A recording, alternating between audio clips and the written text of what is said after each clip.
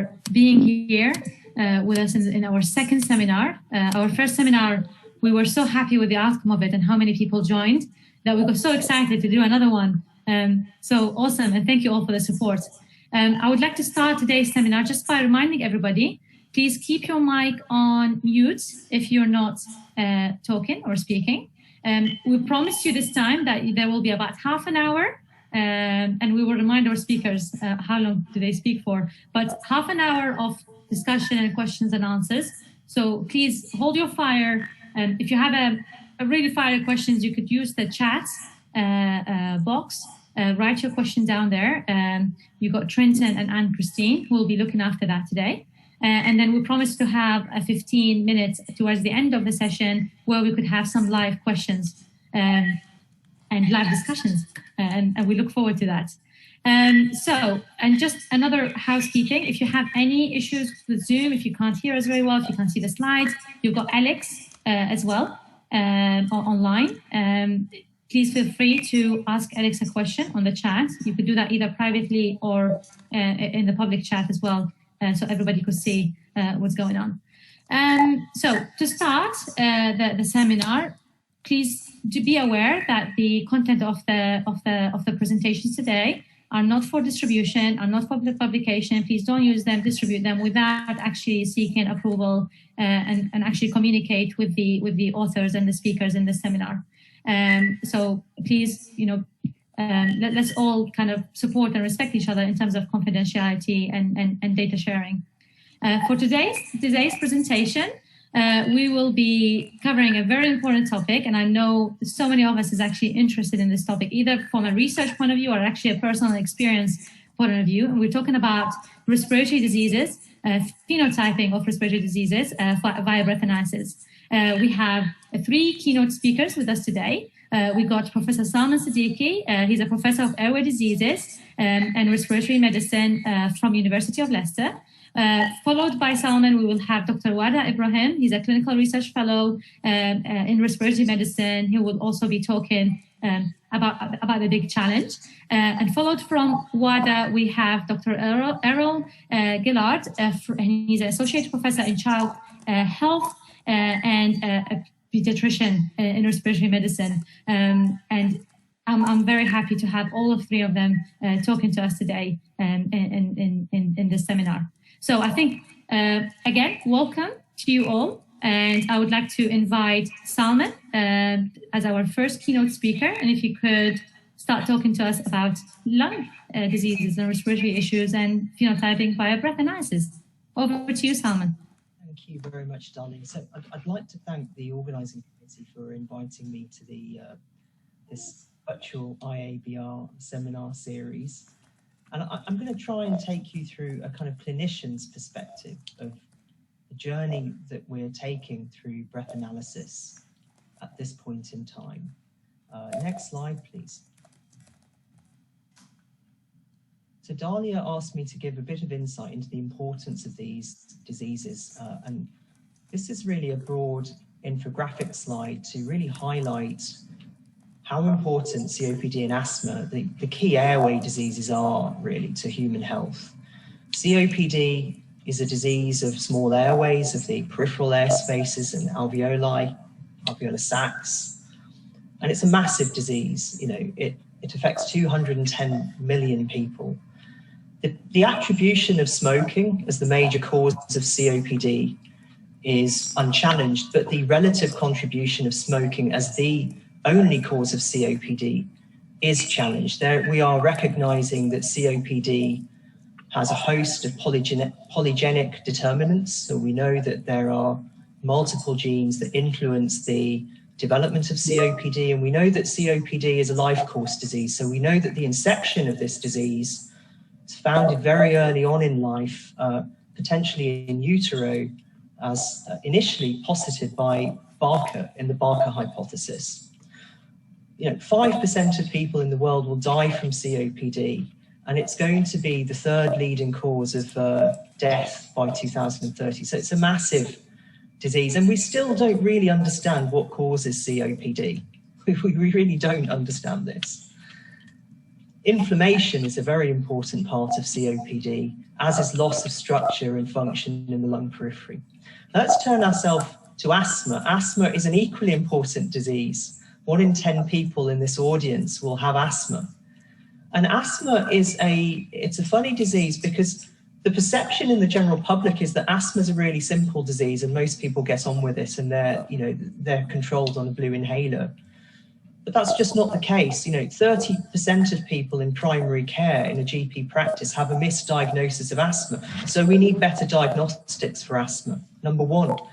Number 2, our treatment approach for asthma in international guidelines focuses on stepping treatment up and down, largely inhaled steroids, based upon symptoms, whereas actually we know that the driver of asthma is airway inflammation, and we need better tools to monitor airway inflammation. And I think breathomics offers enormous potential in these diseases to both provide better diagnostics for the disease, better localization of the disease in the lung periphery, for example, in COPD, and better tools to monitor the disease. We need to be aware, and we're turning to the right-hand side of my screen, on how we treat these diseases. We largely treat them with inhaled steroids and bronchodilators, steroids to dampen down inflammation quite broadly, and the bronchodilators to open up the airways, but none of the treatments that we have are disease-modifying. A very small proportion of people that have these diseases end up on high-cost therapies. These are the kind of things that I focus on in my clinic. These are high-cost therapies, and they need to be delivered very precisely to patients. They're usually monoclonal antibody therapies, and we need better tools to decide who's going to get those as well. Next slide, please. So I want to just highlight a few important points, really, about the use of biomarkers in airway diseases, and we can then draw inference from these points on the relevance that this might have to breathomics. So let's think about what we have in clinical practice already in airway diseases. And I'm going to give you an example, a case study on blood eosinophils. So this is the cell here on the left-hand side, and this is a circulating granulocyte that comes from the bone marrow after bone marrow granulocytes receive a cue from key cytokines, hematopoietic cytokines such as IL-5, that are coming from organs such as the lung in the context of lung inflammation. And these cells then get into the blood and they get into the lung and they cause attacks, COPD attacks and actually asthma attacks. And I want to make an important point here, which is that in COPD, about 30% of patients have high levels of these blood cells, eosinophils, in their blood that you can measure with a blood test. Now let's look at what we've learned about those blood cells in the context of stratification of disease. And this is a really key point. On the left-hand side, we have data that we published with others over several years that's now in international guidelines. And what this shows us is if you take large COPD populations, this is data from 3 trials, it's just under 4,000 patients, and you plot the eosinophil level as a point estimate on the x-axis, and you look at the annualized rate of attacks in COPD, and you compare the people that are on steroids, basically, and bronchodilators, so that's the blue line, to the people that are just on the bronchodilators, what you can see are 2 critical points that around biomarkers, which is that as you move from the left to the right of this scale and your eosinophil levels go up, the effect size, that's the effect that the inhaled steroids have upon reducing exacerbations, increases. But you have to draw the line somewhere, because if you draw the line here, you're going to have a very small population of patients to treat with your inhaled steroids. If you draw the line here, everybody's going to get inhaled steroids, and they're going to get a penalty from that. They might get features such as pneumonia due to the steroids. So you need to draw the line basically somewhere across the diagnostic biomarker threshold. And actually, we tend to draw the line around here, where we get quite a large signal, around a 40% reduction in exacerbations with inhaled steroids. So point number 1 is that when you're thinking about biomarkers, you have to think about the decision that you're going to make at the end of the diagnostic process. And point number 2 is on the right-hand side, which is that the decision that you make is intrinsically linked to the threshold that you've chosen from that biomarker. So here we're looking at the same biomarker, blood eosinophils, and we show in over 22,000 patients from 11 clinical trials. This is also our data published by Dave Singh, that actually the same biomarker does not predict your risk of having COPD exacerbations. So we have a biomarker in your blood that predicts your likelihood of responding to a treatment that modifies exacerbations, but it does not predict your prospective risk of having exacerbations. So the key point is that when you're considering biomarkers, you need to consider the threshold of that marker in the context of stratification and the precise decision that you're making. Next slide, please. And I'm going to make that point again with exhaled nitric oxide, which is the only biomarker that we have in clinical practice in airways disease. On the left-hand side, we have the concept of a single marker, FeNO. We know that its levels vary, they undergo diurnal variation.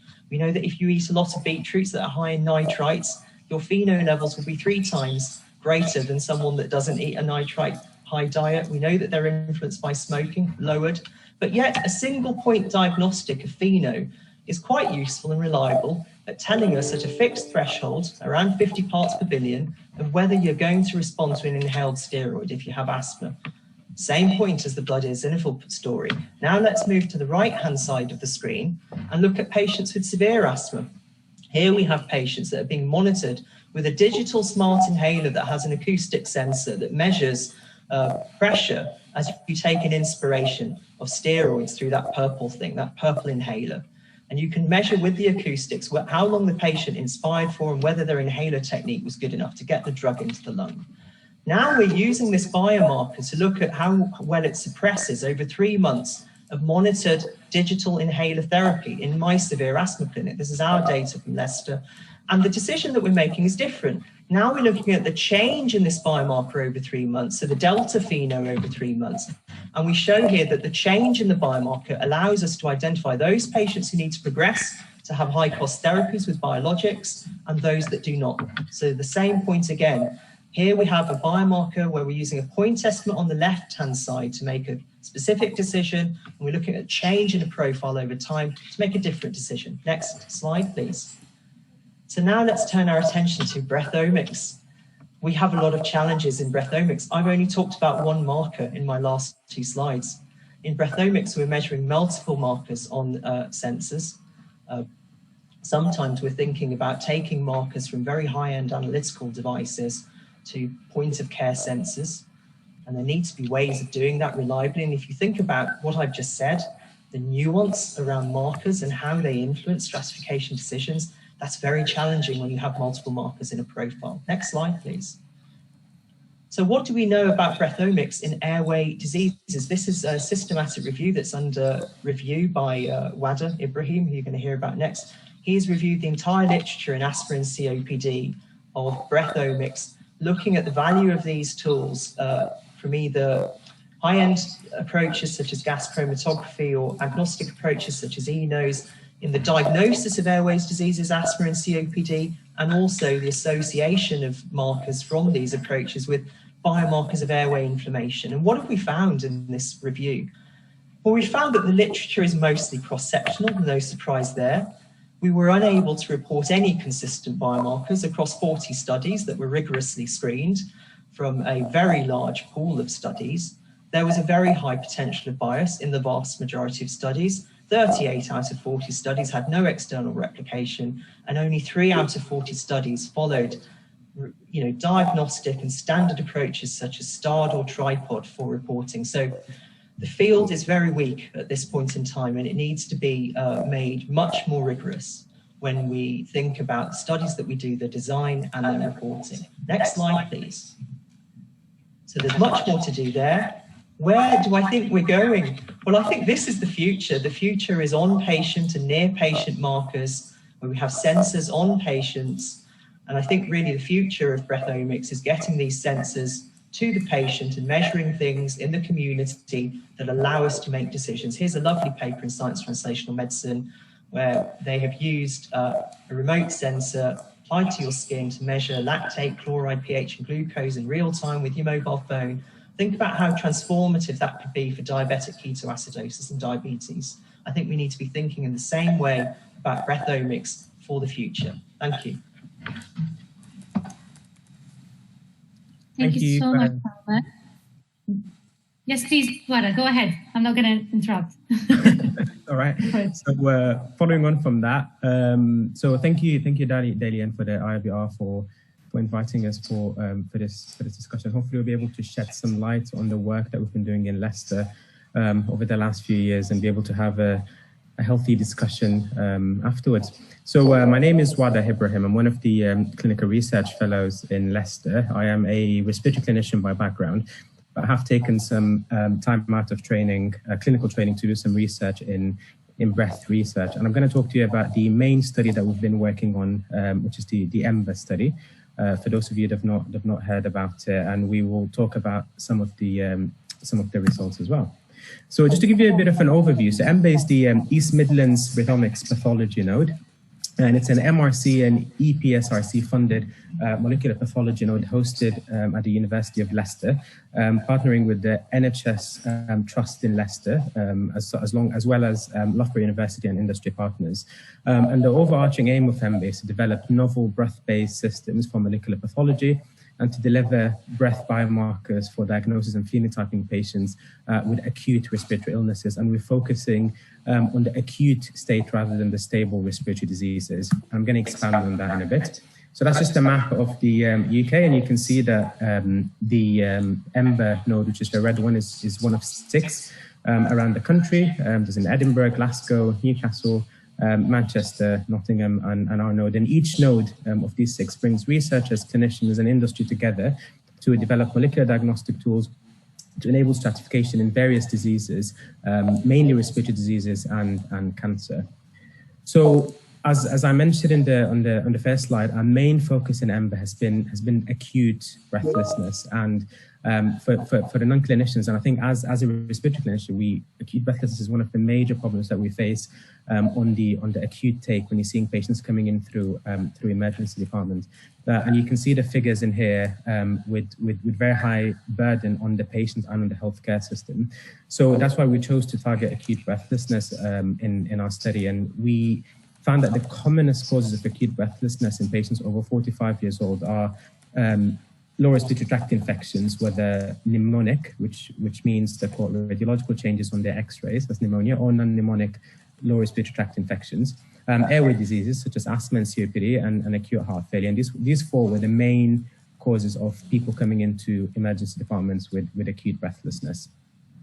So the aims of our study, the primary objective was to evaluate the sensitivity, specificity, positive and negative predictive value of exhaled breath biomarkers to differentiate acute breathlessness in patients with cardiorespiratory diseases. And some of our secondary objectives are to obviously be able to replicate the discovered biomarkers and to dig deeper into these biomarkers and see if we can replicate these VOCs and try and establish a signature that will differentiate acute heart failure, community-acquired pneumonia, and exacerbations of asthma and COPD from healthy volunteers. Another secondary objective is to try and identify and replicate biomarkers in school-age children in pediatrics, which Errol is going to touch on after that.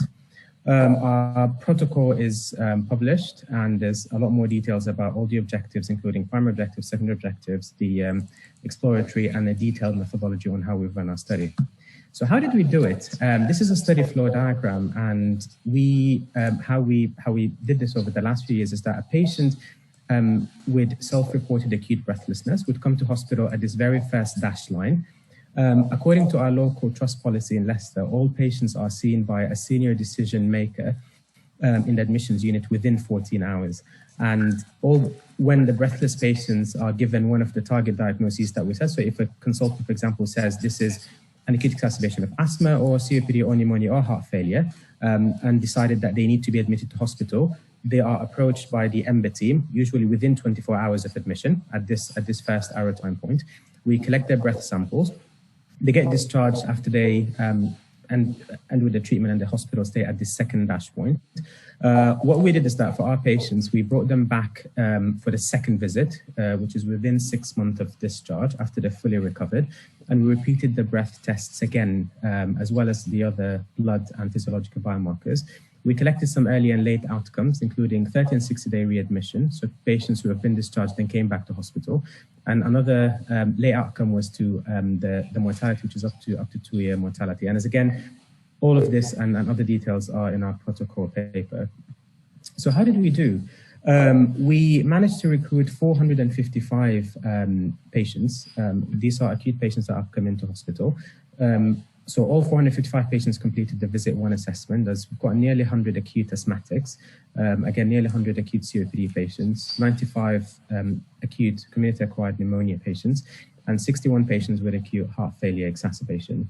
We've managed to get 69 healthy volunteers, and we also managed to get 34 patients from clinic just with stable COPD and asthma for comparison reasons, and I'll talk about that a bit later on.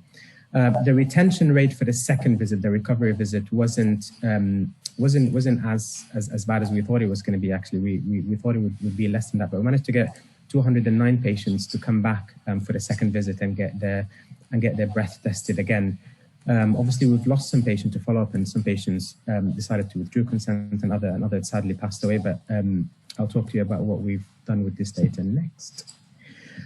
So for those of you involved in large-scale trials, and particularly in acute research, this doesn't come without challenges. And some of the challenges that we faced in acute research that I'm going to outline below and talk to you about how we've overcome these challenges. But the main thing we found was patient selection. If you remember, these patients are not your typical stable patients that come to clinic. These are patients who are really unwell, gasping for breath, unwell enough to be in hospital and admitted to our ward, some of them needing oxygen. And then to have these patients approached by a research team was always slightly challenging. Breath collection, as we know, can take sometimes up to 10-15 minutes of tidal breathing into a mask, and this can be potentially challenging for an acutely unwell patient, particularly if these patients are requiring oxygen. Obviously, you can't involve patients who are too unwell to, so those who are going to ITU or those who are invasively ventilated. So this can introduce some selection bias because you're prioritizing patient safety, which means you might have to exclude some of the patients. Another challenge we faced is clinical diagnostics and clinical uncertainty. So it's fairly straightforward when you get an 18-year-old patient comes in who's known to have asthma and comes in with wheeze and breathlessness, and this is a straightforward asthma exacerbation, and that would be fine. But in patients who are elderly, well into their 80s and 90s, who've got both heart issues, known to have COPD, ex-smokers, and they come in with pneumonia on their chest X-ray. These were the difficult patients, because in breath discovery studies, because you still don't know what you're looking for, you need to have your final diagnosis as pure and as accurate as you can. And I'll talk about how we overcome this challenge next. And again, staff training. When you run a large-scale trial, this is going to be a trial that is going to run over a number of months and years. And you need to make sure that the breath collection methods remain consistent. So we've had multiple proficiency tests at fixed intervals throughout the years we've run the study to make sure that these are collected to high quality. For the sample collection, we used the receiver device, and to overcome the problem that we had with the patient selection, we had very close clinical oversight by the study clinicians, including myself and the other clinical research fellows and the PIs, to make sure that the patients are selected are prioritized based on safety. So if there's any patient that we think collecting the breath will prioritize their safety or clinical care, obviously these patients were excluded. And at the beginning of the study, we didn't know whether these cohort of patients would be okay to give breath samples using the receiver device. So we've run a feasibility study on 65 acutely breathless adults and 61 pediatric patients, who we've asked them to complete the receiver testing, and we've used the NASA Task Load Index, which is a 6-domain questionnaire that will assess the workload of any perceived task, and to see how they found the breath collection was for someone who's acutely breathless. And they've completed it, and as you can see, this assesses your effort, frustration, mental demand, performance, physical demand, and temporal demand, and they've all scored really well. We've managed to get nearly 98.4% of adults managed to provide full target breath sample. The number was slightly less in children, which Errol might touch on his presentation next. But essentially, after we've established that, okay, these acutely unwell patients were able to provide a good high quality sample safely, then we went and proceeded then with our result. And as the full details of this have been accepted for publication, so it should be out and available very soon. The second problem that I touched on earlier was the inaccuracy of the diagnosis when patients come into hospital. And like I said, inaccuracy of assigned diagnosis on admission, especially in breath discovery studies, can jeopardize the scientific rigor and the study and lead to overinterpretation of your study findings. So you need to make absolutely certain that if this patient is labeled as acute asthma, you need to make sure that this is acute asthma. If this is labeled as COPD, you need to absolutely be certain that this patient has got COPD exacerbation. Otherwise, it will mess up your entire setup. So what we did to overcome this is that we've set a clinical adjudication process. So we've done a panel that has reviewed all the clinical notes. So all the patients that came into our study and were recruited have had their notes thoroughly assessed by a panel of clinicians. So we've had a look at the diagnosis, at the clinical notes, and they were blinded of what diagnosis was given to these patients on admission. And what they did is that they were asked to determine what diagnosis they thought this was, and to put a using a 100 millimeter VAS score, which you can see here at the bottom, to assess how certain or uncertain they were of the diagnosis they've given. So if they were certain that this is the correct diagnosis they've assigned, then they put a mark close to the 0, and the more uncertain they are, the more the figure goes along the line. And this comes in handy later because we were able to assess the patients where the diagnosis is uncertain as a separate cohort, and this is because this is where the breath has the higher value. It's not the straightforward patients that you want to diagnose. It's the patients where the diagnosis is essentially unclear. We use GCMS to analyze our samples, and we've published, well, Mike has, along with the team, a very detailed paper on the methodology we used for the GC, and this has been available for the last couple of years or so. And another paper that have recently just come out on the automating essentially and extending the GC data processing by interfacing an open source and commercial software along with our bioinformatic team in Leicester.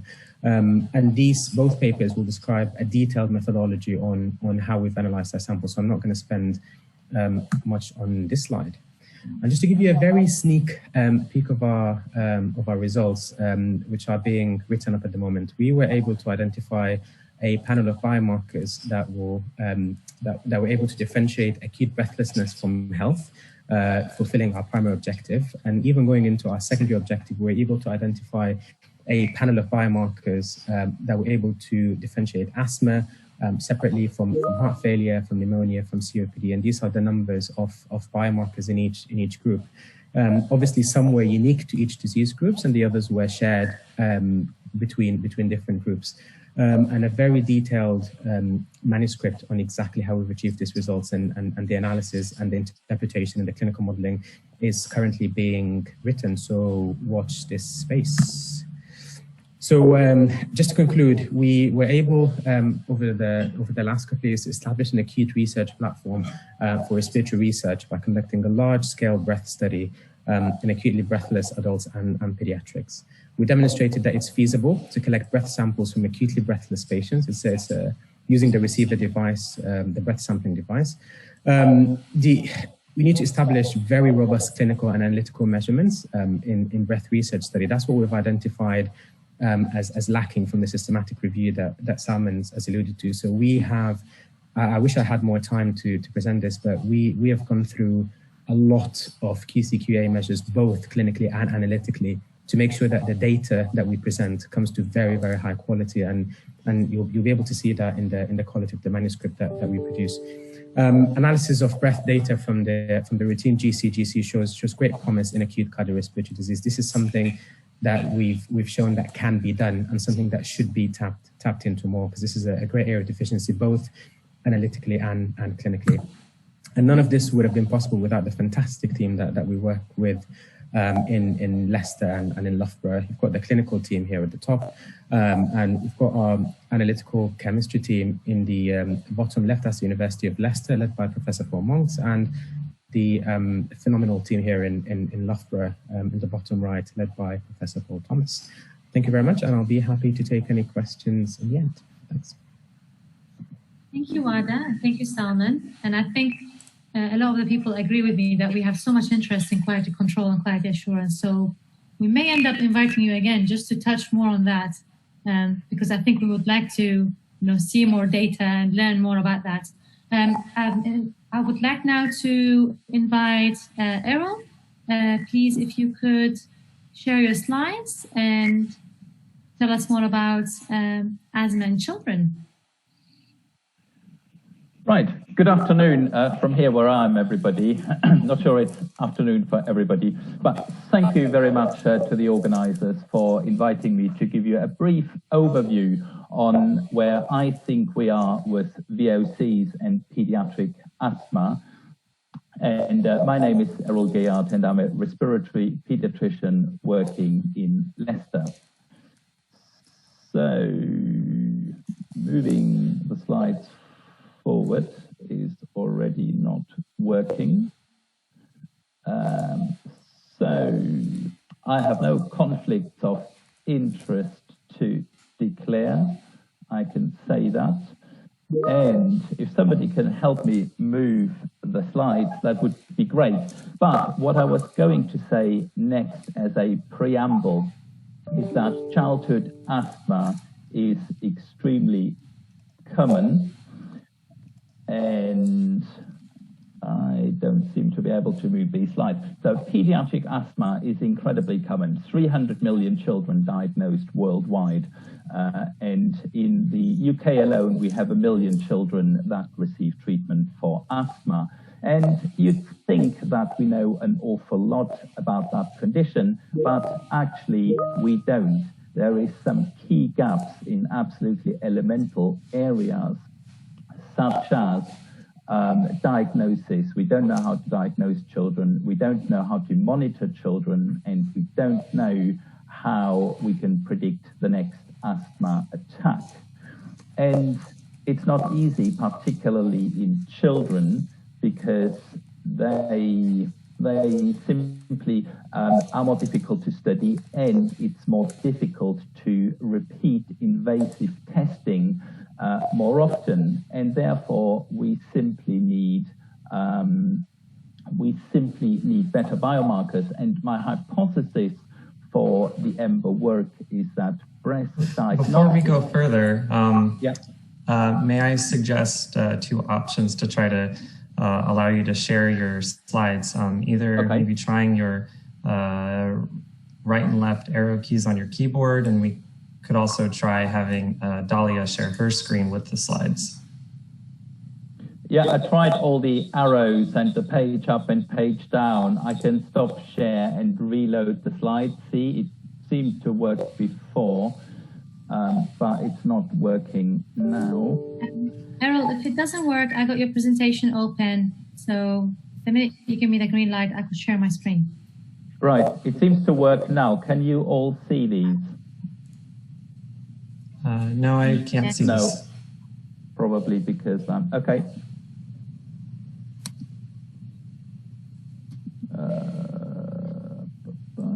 Okay, so I will share the desktop. Can you see the screen now? Yes. I can see it. Okay, what slide would you like me to go to? And just feel free to say next and I will move. I will do that. So just move on from there and a bit further and a bit further. Right, here is where I got stuck. So I think breast has a lot to offer to help with diagnosis, monitoring, and phenotyping pediatric asthma. And I will be covering 3 areas. And the first one is feasibility of breast sampling in children. And then I will be focusing on more technical aspects, which is sampling errors, and very briefly talk about what we've done for quality control. Next slide, please. Thank you very much. So, brief background to VOC sampling. I think what we know, and this has already been presented by Salman and Wada, is that VOC sampling is promising, but replication of the data, especially to individual compounds between different labs, is incredibly difficult and has largely failed so far. And this is really due to a lack of standardization. And a recent publication that has appeared lists some of these factors that need addressing. And I'm not expecting you to read the whole list, but it's all about patient preparation. It's about breathing pattern. It's about environmental the situation. It's about then sample storage, sample analysis, quality control. And what's great is at the end of a long list, you have, amongst others, so this is just the beginning, what needs to be done to address standardization. Next slide, please. But we know that breathomics is capable of distinguishing between, say, asthma and healthy controls. But as I said, comparisons are difficult, and that is just in adults. So next slide, please. So what's the situation in children? I'm going to present two studies that confirm what has been said. They use principal component analysis, and in the left-hand panel, you can see a small study that we did in Leicester with preschoolers, and it was using real-time PTRMS to study some children with wheezing and some healthy controls. And what you can see in the green is that these are children with wheezing, and in the pink, controls. And they separate using this analysis, but this is all we could draw from that data. Similar findings on the right-hand side, just published by an Italian group using an electronic nose and chemical sensing technology. And there is a dashed line going through that right-hand panel, which is the line of discrimination. And above the line, the pink are controls, and in the blue, slightly simplified, are the asthmatics, and they separate out reasonably well. Next slide, please. So where do we go from here? So I'm briefly going to describe the methods that we used to get the breath data in EMBER for children. And we used the Alstone receiver breath sampler to collect breath from children with acute asthma, stable asthma, and healthy controls. Next slide, please. And for those of you not completely familiar with this device, it is handheld, and you can see a picture of it in the left-hand panel with the face mask. And the face mask, the child either holds to their face or somebody helps them with this. And I'm going to talk you through the right-hand panel as well, and it'll become clear in a minute while I'm doing this.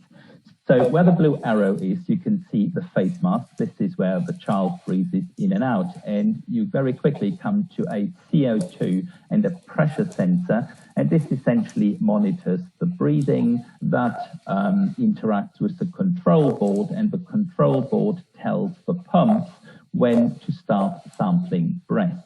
And broadly speaking, the design is so that the device samples during expiration and ideally during the end expiratory phase. And the breath is then collected in these sorbent tubes, and target volume is 1 liter. Next slide, please. So is this feasible? Yes, it is. This is the demographic data from the children we studied, and you can see they were school-age children, 10, 12 average for acute and stable asthma. And if you focus on the red panel, or the panel in the red box, then you can see that from the acute asthmatics, 4 out of 5 were able to complete the measurement. Somewhat slightly less for stable asthmatics, not entirely clear why, and 9 out of 10 controls were able to complete the procedure. And the time taken to do this is roughly 12 to 13 minutes on average. Next slide, please. So this is for the children. Now, how did the device perform? And we looked at this by accessing the metafile data that is generated for each breath sampling procedure performed. And without a pointer, I will briefly talk you through this. At the top, we have the mask pressure, and you can see peaks and trough. This is when the child breathes in. You're at the peak. When the child breathes out, you're in the trough. This is mirrored very nicely by the CO2 trace here. Don't worry too much about the pump voltage, but at the bottom where you see the red and the blue bars, this is when the pumps get activated, and you can see the pattern, which is basically shown in the vertical light blue lines, and it mirrors very nicely onto the expiratory phase as predicted and as we would like the device to work. Next. But it doesn't always work like this, and admittedly the breathing pattern is much more erratic in this example, making it more difficult, and this is something we encounter in children, somewhat also mirrored by slightly more erratic CO2 trace. And here you have a brief period where both pumps stay switched on over several breath cycles. How much something like this will influence the result is, of course, not very clear, but it is nice to be aware. Next slide, please. And similar or different other technical issue here, please be aware that the scale is slightly different here. This is an entire breath sampling period. This is why the lines are much closer together. But on the right-hand side, where the arrow is, you can see that the left pump stopped working for the last 100 seconds. And again, small technical issues, but it's awareness of these when analyzing the samples that are really important. Next slide, please. So I'm going to focus on a second technical standardization process, or important for standardization, if you will, and that's batch effects. And these are really important because they describe sources of variation that are unrelated to the sample obtained. And it's clearly very important if you're trying to compare data between Leicester and, say, everywhere else. If you start comparing data from historical studies done, present studies, future studies, you really need to know how much the batch effects have altered the results, if at all. And you can see different operator, different location, different time of day, and I could name many more. Next slide, please.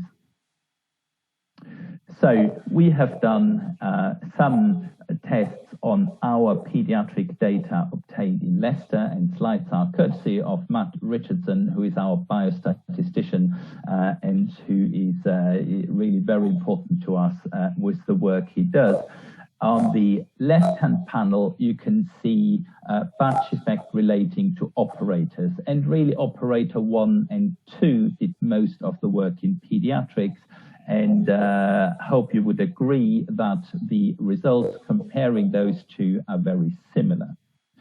On the right-hand panel, disease state, this relates to acute asthma, stable asthma, and healthy controls. And again, there is reasonable overlap between these, suggesting that batch effect did not play a major role. Next slide, please. And here, Matt used some Bayesian adjustment of the data. And you can see there is some more factors in here, including sample duration and age. And again, there is quite a nice scatter suggesting there is no clustering of the data, and again, supporting the notion that batch effects did not play a major role relating to those factors tested. Next slide, please. So my conclusions are that breath sampling from children with wheeze, stroke, asthma is feasible. Sampling errors, and I'm referring here to the receiver device, are relatively, well, not that uncommon, but they may be relatively minor, but I think they need to be known. And I believe that with rigorous quality control, VOC sampling will be a robust and reproducible technique that could really help children. Next slide. So what we need to do next is identify VOCs specific to asthma from breast samples from children after some rigorous quality control. And once we have identified those, move to perform external validation. And next slide, please. And so it remains me to thank the EMBA Consortium, and without all these people, it would have been impossible to conduct this work. I have highlighted those that particularly contributed to the data presented today, mostly the chemistry team of the University of Leicester, Teresa McNally, who got most of the pediatric samples, and Matt Richardson, who done the data analysis. Sorry about the technical glitch here, but thank you for your attention. Thank you so much, Errol. And I think we all appreciate the challenge with sampling adults, let alone children. To get a child sit down, give you a breath sample, that must be a great challenge. So thank you so much for the talk. We will move down very quickly to questions. Before I move to questions, I would like to invite Mike Wild. I know he's online as well to answer any analytical questions that we may have. And now I'm going to ask our colleagues, Anne, Christine, and Trenton, please take us through the questions. Yes, so I will try to have the questions answered relatively succinctly so we can move into the discussion. So for WADA, or whoever would like to answer, this was from Mark Vandershay. What was the age range of the children in that study? So in our protocol, we specified 5 to 15 to be included in the pediatrics cohort, and I think the mean age from Errol's slide, I think it was 10, if memory serves me correctly. Thank you. So the next question was from Alex Schmidt. What are the possible reasons for the sample yield difference between the adults and the children? So it was less in children. Errol, I don't know if you want to take that on. That it wasn't, so some of the challenges I think with pediatric recruitment, Errol's already highlighted. Look, if we're talking sample yield, clearly children are a different proposition. And the first thing I would say is that the mask clearly hasn't been designed specifically for children. So that was one of the problems we encountered. Breathing pattern, there is a whole range of reasons why children behave slightly differently to adults, and that needs to be factored into either device design and also study design. Yeah. What I can, hi, this is Mark speaking from Alston. What I can add in terms of our internal experience, that the pumps have a very quick switching time, but obviously with smaller tidal volumes and higher breathing frequencies, you're starting to more quickly hit that point where the switching time has a significant impact. One consideration is actually in the youngest of kids to alter the way the device works and to sample continuously rather than fractionate the breath, which may, to my knowledge, no one has yet done a study, but that could be a consideration to compare those if that actually shortens collection time and also increases reproducibility. And with respect to the mask, there is actually it's on our internal roadmap to design a specific mask for children. So anyone who's interested in sort of working with us on that or trying prototypes, feel free to reach out to me or any of my colleagues, because that's something we heard frequently as a request. Thank you, Mark, for the answering. Can I just highlight that I can see Steve Fowler now. Hi, Steve. Please do join us as well in the live discussion. We would love to have you and have your input in there as well. Any more questions, Trenton and Christine, or shall we move to the live discussion in the interest of time? May I ask a question? Fabio, go ahead. I think we're moving into the live discussion. I think people can't wait anymore and they just want to ask questions. So feel free. Please, Fabio, ask your questions. Okay, this is maybe a way to open the discussion. And I would like to, because Errol before highlighted how many possible variables, then factors, then can affect the results of different studies in breath analysis. And I agree with him that there are many aspects that still need to be cleared and possibly standardized. At the same time, if we want to have a test that runs in the clinics, this means that we should have some really robust test. And this means that maybe robustness means that should not be that much affected from all these parameters. Otherwise, we are in trouble because we may be capable of diagnosis, asthma or whatever, with imperfect conditions, but this would not be easily transferred into the clinic. So I would like to understand the point of view of the clinician on this comment. Do you want me to start, Donna? I'm happy to give a broad... Please feel free, go ahead. And then maybe we could invite Errol and maybe we could have some from Steve Fowler as well. So please, Donna, go ahead. Reach that point in my talk, which is that at this stage, if you take the example of blood eosinophils that we gave, which was point stratification for treatment response in health steroids and COPD, now in guidelines, but that same biomarker does not predict risk of exacerbations in COPD. We demonstrated that in nearly 50,000 patients, and that's like, I think we got to that point because all of the studies characterizing the factors that affect variation of eosinophils, or many of them have already been reported. So we know that eosinophils undergo diurnal variation. We know that their levels are higher in the morning and very early on in the morning in the lung tissue. We know that they undergo seasonal variation. We know that they will undergo variation in response to diet, which may have steroids in the diet, basically corticosteroids, corticosteroid-related factors in the diet. So I think my perspective on this is that we're on a journey really to making breath diagnostics suitable for point stratification or multiplex stratification in disease. And that as part of that journey, you have to understand all of the relevant factors that account for the variation of these biomarkers in clinical practice, and which is really what Errol has sought to describe before you can get to the point of where we are, for example, with a robust biomarker like blood eosinophils for decision making.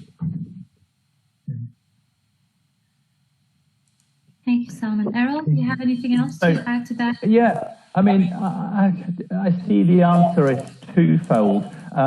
Good quality control assures that you're not chasing biomarkers that will turn out after a lot of work to be artifacts, essentially.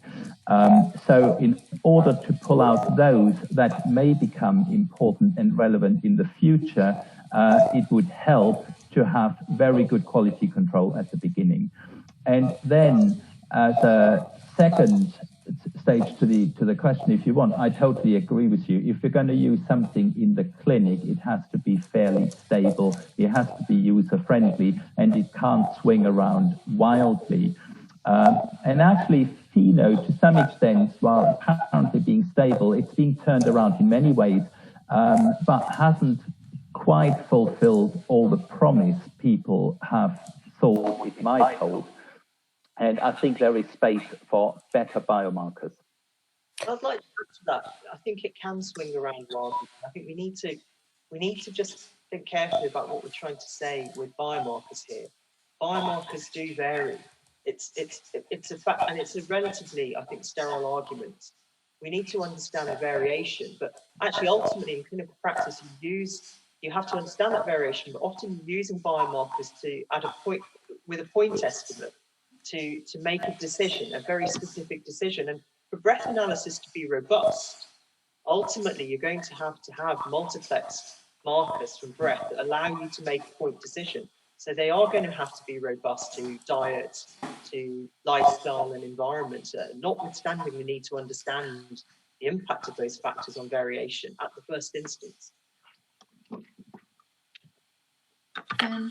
Steve or Jay? I think there's some very valuable points being to add. Can people hear me or not? We can. Yeah. Please go ahead, Mark. Yes. Oh, sorry. To add one consideration to that is I think in discovery research it is far more important to at least understand. I think, like someone is saying, all these sources of variability and control them within reason. When it comes to actually sort of implementation research and you have an understanding of what your targets are, you can also take analytical approaches to ensure robustness against some of these interfering circumstances. So my expectation, at least, would be that once you get closer to clinical practice and understand what the biomarkers are, you can be a bit more lenient. But at the same time, you have to be very careful that it is robust in this intended use population. Sorry. So actually, we are running a little bit out of time, but if it's all right for the speakers, we would like to continue the discussion for 10 more minutes. Just give us your okay if that's all right for you and suits your timetable. Awesome. Okay, maybe 10 minutes is a lot. Maybe we'll be less. We'll see how the discussion go.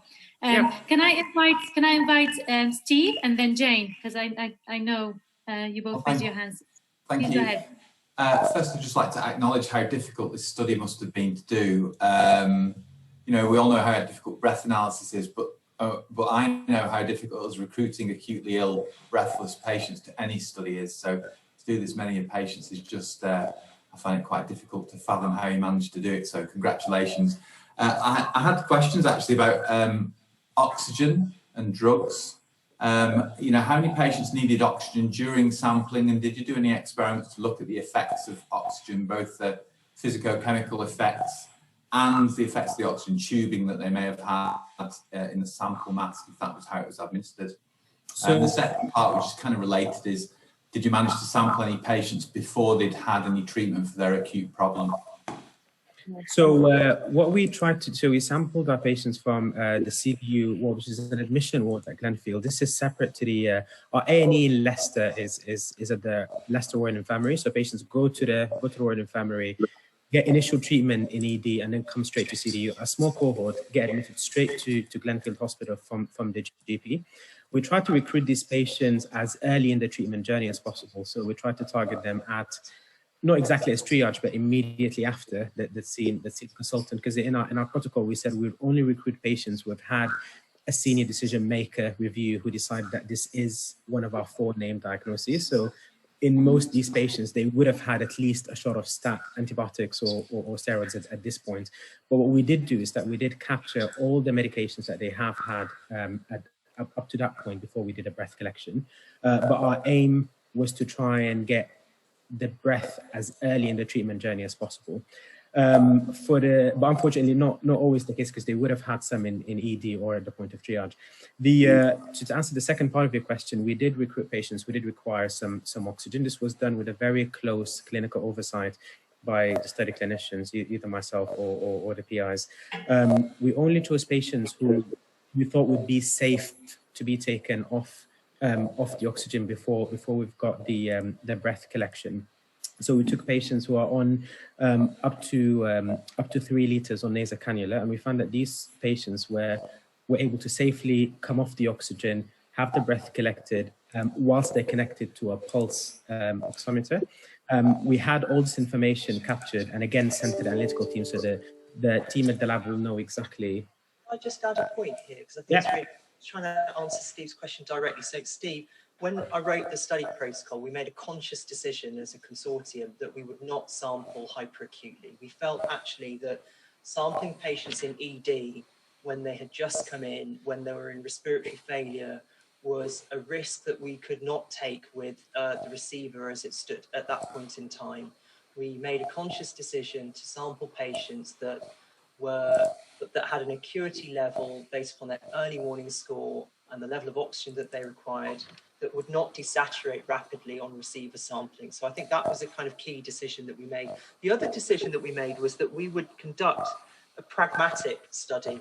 So we, by definition, allowed patients to have oxygen. No, we didn't study the impact of oxygen on biomarkers because we wanted to generate biomarkers that were relatively robust in the presence of all of the factors that happen in acute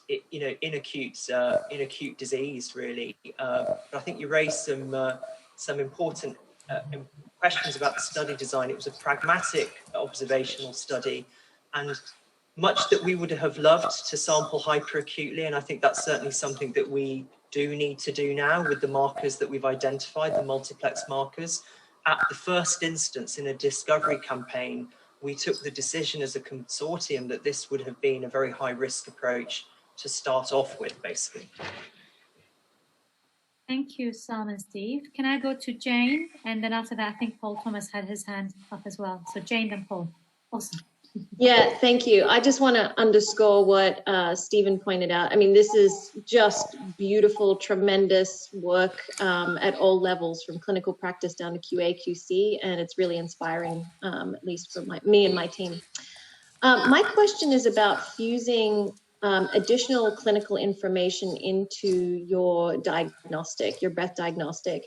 And I'm wondering how you're going about thinking, I'm assuming you're thinking about that, and how you're approaching that. So if anything from standard observational stuff to measures that are made in the clinic, how are you adding those into your, thinking about diagnosis using breath? I'd like to give you a very broad clinical answer first, and it'd be interesting to get other thoughts on this. So one of the things I found when I entered this field from conventional asthma biomarker research was that I felt that people were cheating. So you get 805 parameters and you put them into a multivariate model and you get ROC curves of 1. You do. So if the question is, if you take all of the multivariate space, how good, because somebody asked that question, how sensitive and specific are the biomarkers? Well, they're 100% sensitive and specific for all of the conditions. However, to answer your question, if you then go towards biomarkers that might be useful in practice and you take a multiplexed approach of a small panel, and I think Wada showed you the kind of small panel that we got down to after a very elaborate series of statistical experiments, you have a trade-off in sensitivity and specificity, but you still see sensitivities and specificities for the acute conditions that approach 80% combined. And then to answer your third question, it's a key question. It's very disease context specific. So I'm going to give you an example. If you take COPD in our study, there was no biomarker that was predictive from clinical practice of a COPD exacerbation, but the breath biomarker was very good. Combined sensitivity and specificity for a small multiplex marker of probably around 80%. However, if you take heart failure, which is another example, in heart failure, we saw a population where essentially, if you took the biomarker risk score and stratified it by B natriuretic peptide, it didn't add anything to the prediction of heart failure. However, if you took another subgroup of people with heart failure that had a normalish BNP but had a very high troponin level, more of a kind of acute coronary insult, but without chest pain, but with cardiac failure, presenting with cardiac failure, there you saw this linear increase in the probability of heart failure based upon the range of the biomarker risk score. So I think you're right.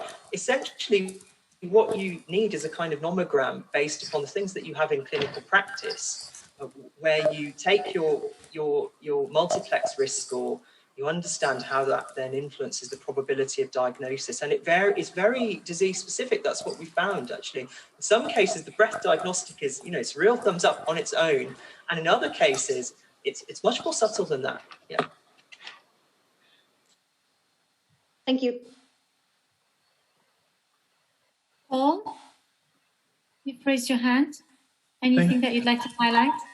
So I just want to come back on the quality assurance and keeping control of all of these variables at the moment, picking up on Fabio's point.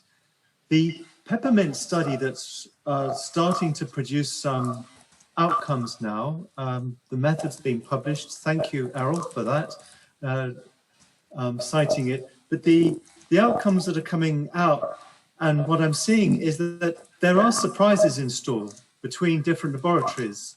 And you may think you're doing a great job, but small changes, what could almost be inconsequential changes in methodology, seem to have some significant effects on some of the techniques we've seen, and we're showing that now.